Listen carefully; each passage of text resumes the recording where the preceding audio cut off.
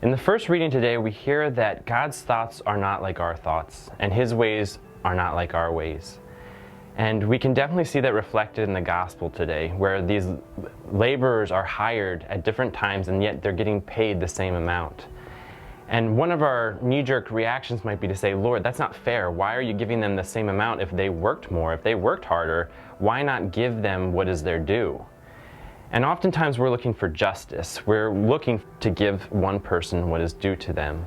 And I can remember in my own life praying that prayer like, Lord, it's not fair, when I was called to novitiate. And I just remember leaving my family behind and just my friends, my hometown, and just thinking, Lord, this isn't fair. Not everybody has to do this.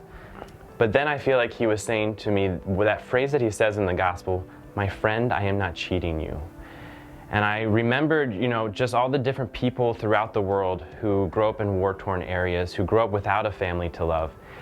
And to really think of the Lord as fair isn't really the right question, because if we really got what was due to us, if it was really just about justice, an eye for an eye, a tooth for a tooth, we would each receive one bad thing for each bad thing we do.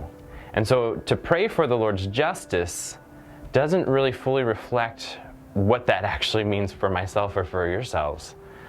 So we can pray that the Lord is merciful, and to recognize that where the Lord is merciful, we should be grateful.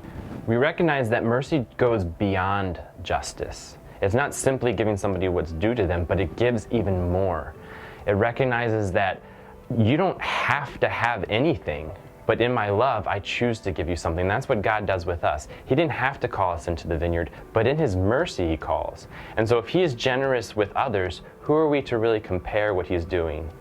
Because He's been merciful with us first, simply by asking us to be workers in His vineyard. And so for this week, anytime that we feel like we're being treated unjustly, or there's annoyance, or there's something that we're experiencing where it's not as good as we think it should be, to actually pray that prayer, Lord, your thoughts are not my thoughts, and your ways are not my ways, but let your will be done. Thank you, and God bless you.